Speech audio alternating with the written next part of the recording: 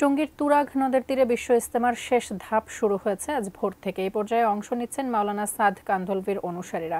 সেখান থেকে বিস্তারিত জানাচ্ছেন সহকর্মী মনিরুল ইসলাম মিন্টু।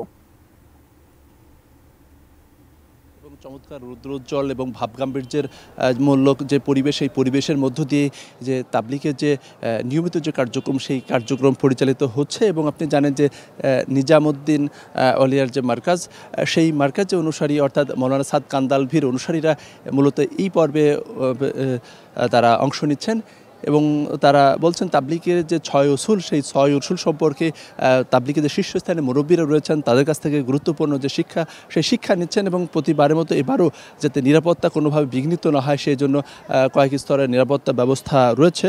এবং এই যে ইজতেমার যে ইতিহাস, সেই ইতিহাস যদি বলি সেক্ষেত্রে কিন্তু এই দিল্লির যে মার্কাজ নিজামুদ্দিন, সেখান থেকেই কিন্তু ইজতেমার সেটি শুরু হয়েছিল, সেটি 1941 সালে।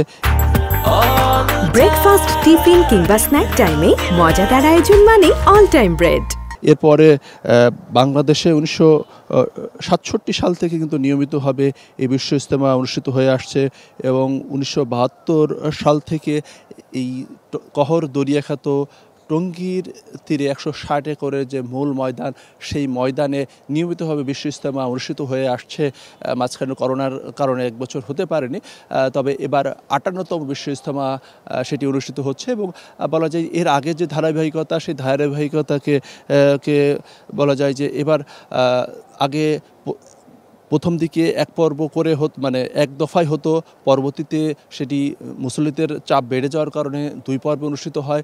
এবং এবার কিন্তু আগে যে রেকর্ড, সেই রেকর্ডগুলোকে ব্রেক করে 3 ধাপে বিশ্ব ইজতেমা অনুষ্ঠিত হচ্ছে। এবং এবার মূলত মৌলানা সাদ কান্দালভির অনুসারীরা তারাই অংশ নিচ্ছেন। এবং আজকে যেহেতু জুম্মার নামাজ, সেই জুম্মার নামাজে অংশ নেওয়ার জন্য লাখো মুসল্লি এখনও তুরাগ তীরে ছুটছেন। এবং আজকে বাংলাদেশের সবচেয়ে বড় যে জুম্মার যে জামাত, সেই জামাত আজকে অনুষ্ঠিত হবে। এবং এখানকার যারা মুসল্লিরা এসেছেন তারা বলছেন যে তারা ইসলামের যে হুকুম আহকাম, বিশেষ করে সহযোগিতা, সহমর্মিত, ভ্রাতৃত্ববোধের যে শিক্ষা, সেই শিক্ষা নিচ্ছেন।